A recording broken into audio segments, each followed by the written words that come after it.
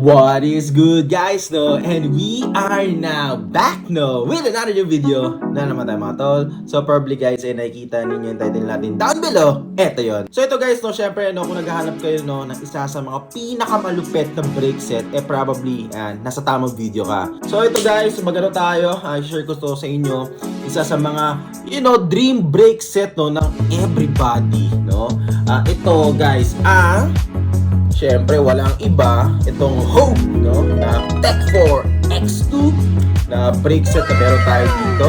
So, yun guys, no? Marami nga iba't ibang klase nga brake set si Hope, no? Meron pang gravel, which is meron tayo dito na RX4. Ipapakita ko in a while. Itong hawak natin ngayon, which is itong Tech 4 na bagong-bago to. Itong Tech 4 X2 and also yung pinakabago no for enduro or downhill, which is yung Tech 4 na E4 or V4 na caliper. So which is napaka-goods na goods yung guys no. Yung gamit ko na kasi dito guys sa commensal natin, which is yung Hope Tech 3 V4 na naka-quad piston, which is napaka-goods na goods. So ito guys yung again yung Hope no na pang cross country, all mounted, good sa good siya.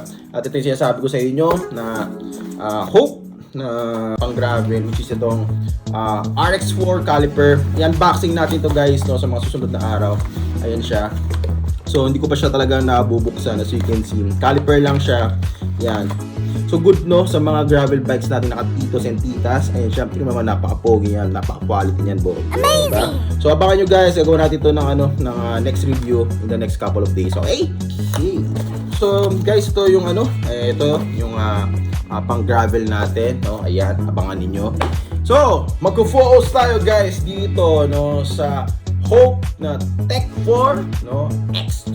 Amazing. Tingnan natin guys kung anong color ang kinuha natin, okay? So syempre no, pag kukuha kayo guys, syempre dapat mayroong harap pati likod no. Hindi naman pwedeng harap lang tapos yung nakalikod mo naka Shimano. Pero pwede din naman, wala pa naman nakikita no. Kung meron man ikaw pala yung una kong kakilalang nakagano'n, okay?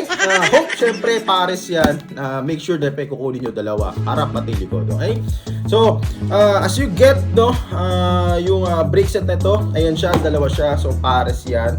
Ayan yung box niya, tingnan naman guys, napaka-premium yan. Boy, no? At hindi tinipid sa ingredients, no? Kaya na lagi sinasabi sa inyo. Ayan siya, tingnan naman very minimalistic, no? Ayan, hope dito, tapos yung details, ayan. So, meron nakalagay dito, Tech 4 X2 FM, no? Na left no, tapos isa naman is yung RH no, hindi ko lang ibig sabihin no, pero so right no, probably right yun, okay? So ang kinuha natin dito guys is yung black and purple. Tingnan natin in a while. Ayan, so may mga nag-message sa akin kasi meron akong inaabangan na update. Syempre natin to guys, titignan natin kung ano itsura niya, and also no, titimbangin natin no, dito sa akin yung favorite na timbangan. Ayan siya. Malama guys, napakaganda ang aking timbangan. Ayan yung ating official na sticker. Ayan. Okay? So tara, buksan na natin to. Right. Bago natin buksan, tatabi muna natin yung isa. Ayan. So ito guys, tingnan mo naman guys. Ayan. Napaka-premium talaga ng packaging ng Hope. Kaya gusto ko talaga itong produkto na to. So open the box, ayan siya, no. Ito yan yung mismong item itself. No, tapos may nakalagay dito. Note, no, is it normal for a small amount of fluid to be present around the master cylinder cap and caliper due to assembly methods, no, blah blah blah. Okay? So, ayan siya, no. So, ito yung again yung mismong brake set natin, ayan.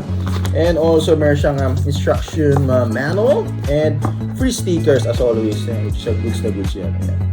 Ayan, no. Okay, so ito, ayan siya. And also yung isa din, ganun din more likely. So ito naman yung right, no, brake set, ayan. Syempre, no, instruction, also yung stickers. Ayan. Hope Tech, Hope. Baka lang naman, nagpaparinig lang naman. No? So, ayan. So, mukha na tayong sira ulo dito, no? Parang hinahanap ako mga kapitbahay namin dito. Ayan. Okay, so ito na guys, no? Kitang-kita nyo naman, no? Napaka-goods na goods yung packaging. Woo! Hindi tinipid yan sa ingredients. Sana may sticker yan. Ayan. Diba? Sticker yan, boy. Okay? So, tingnan natin guys itong left. Ayan. More likely left yan. Kasi ito yung hawakan. Ayan. So, tingnan mo naman, no? Oh.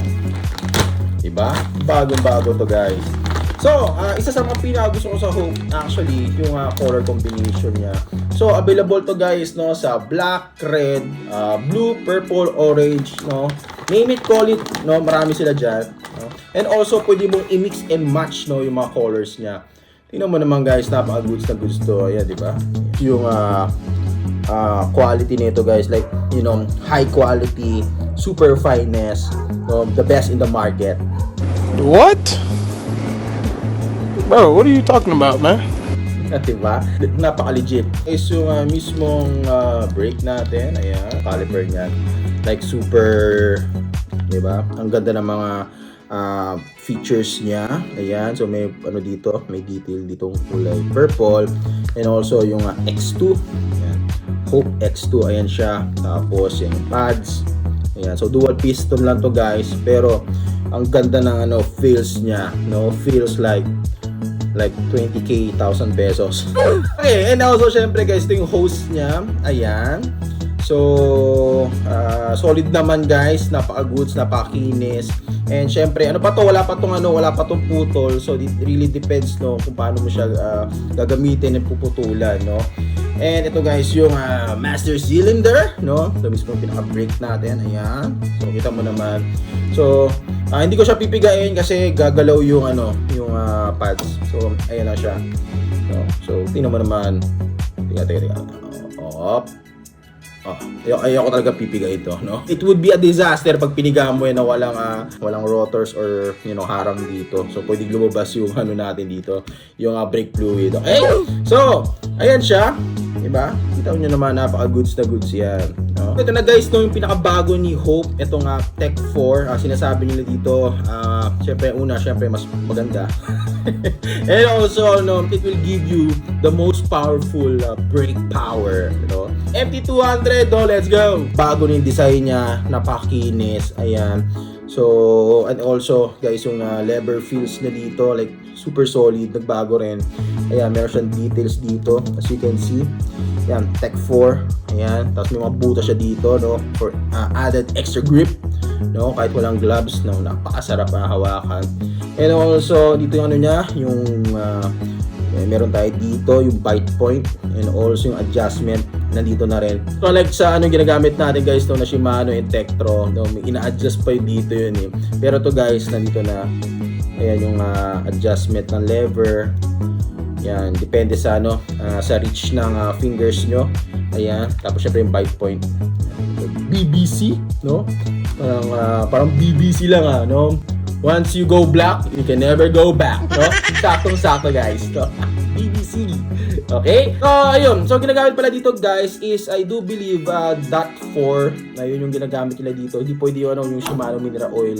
So, it would be, again, a disaster pag yun ang ginawa mo. So, kung yun ang ginawa mo, ikaw pala yung unang tao, no? Naggumawa nun, no? Nilagyan mo ng Shimano mineral oil, no? Ang isang napaka-premium na brake set, no? So, yun, no? Ayan siya. Again, no? Walang putol yan. Bagong-bago. And yung isa pa, tingnan natin. Actually, ganun din. No? Oh, by the way, yun, may kasama pala tong yung, ayan, no? Ayan, may kasama din siyang olive. Ayan. So, napaka-premium ng quality niya, no? And ito na, guys, yung isa naman, so you can see, isa naman yung sa right. Syempre, mas mahaba yung right, no? Syempre, from the brakes, no, yung lever, yung cylinder, no, sa likod, talagang obviously mas mahaba to. Okay? So, ayan siya. Ganun din, ito yung master cylinder natin, yung pinaka-brakes natin, ayan. Same lang din yung feels niya. Walang pinagbago. Diba? Okay?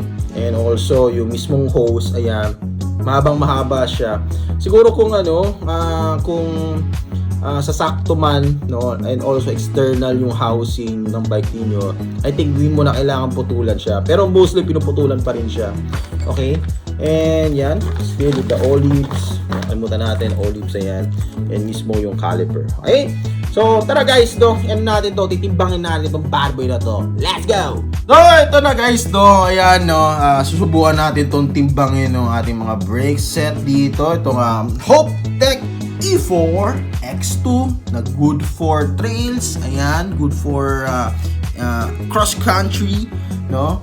So goods na goods yan, dual piston. Tingnan natin guys, no? Titimbangin natin dito at ito pala guys yung ating mahiwagang timbangan, no? 0 0 0 0. Yan, okay? So una guys, itong subukan natin itong ano ba to? Left, right, left. Ayan, no? Mahiwagang timbangan as you can see. Ano natin to guys, no? I-calibrate natin. Walang daya. 0, 0. Ayan siya. Pero lagyan natin to guys ng ano. Yan, no? So, merong box tayo dito. Pero i-calibrate natin to para maging 0 siya. Okay? Boom! Okay? So, kasi papatungan natin siya. So, lagyan natin to una. Itong left. Ayan. So, around 258 grams, no? 258 grams, no? So, yung isa naman, so ito guys nga pala yung ano, no? Yung harap, ayan, syempre mas maikli. And subukan naman natin yung isa, itong right, no? Yung itong rear. Yeah, 200, oh. So, around nasa 258, 259 grams, no? So, tingnan mo naman. And ito, subukan natin dalawang brake set. No, 520 plus yung syempre ano pa yan, may ayan, so mga 524 no, kasama na doon guys, no, yung olive, no, pati yung ayan yan, mga anik-anik niya. Alright, so ito na guys, no, yung kabuang weight niya. Ayun yung brake set natin, no, harap likod, no, 525 grams. Napaka goods na goods, very lightweight, no. Tingnan mo naman guys yan. Woo! Oh, yun guys, no? So, nakikita nyo naman, no, kung gaano kalupet, no, itong ating brake set na meron tayo dito ngayon. So, again, isa sa mga pinakagusto ko dito guys, no, yung napapalitan mo, no, pwede mo siyang i-custom, no? So, ito again, pwede mo siyang palitan ng any color, no, pwedeng red, blue, black, orange, silver, anything, no? And also, ito, pwede napapalitan din to, pati itong mga knobs niya dito. So, ito guys, no, again, and even guys, yung hose, no, pwedeng ito, non-braided, or yung pwede din yung braided na hose. Yung nga lang, I believe mas mabigat siya. Pero, goods naman guys, yung, ano, yung hose niya, very high quality siya. Ano lang, pag-usapan lang natin, no, so probably guys, no, nilalagay ko na buong detail para masundan nyo ako. Lalagay ko lang dito, ayan siya.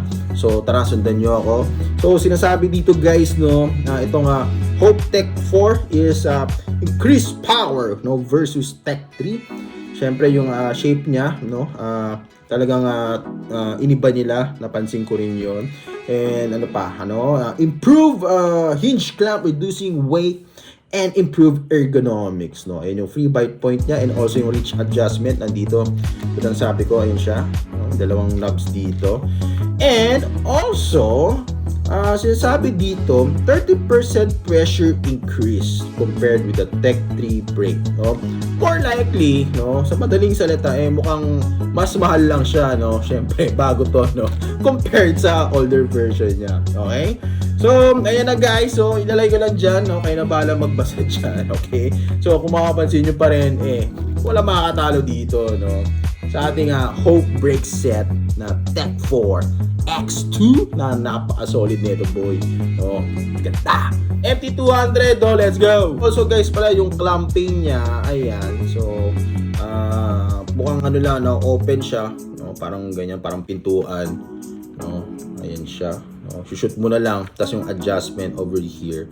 Okay? Syempre guys, no, kung may mga gusto pa kayong itanong nyo na lang dyan, no. Lagay nyo dyan, comment down below nyo na lang, no, para mapag-usapan pa rin natin. Or kung meron man tayo, no, at alam ko marami tayo na miss out. Okay? So ayun guys, so I think dito na rin natin tatapos yung video natin for today. So maraming salamat guys para nanood, at hindi ka po subscribe, make sure subscribe pa rin yan. And also, click nyo yung notification bell para updated din kayo sa ating next video. So maraming salamat guys, and kita-kits sa next ride. Ingat!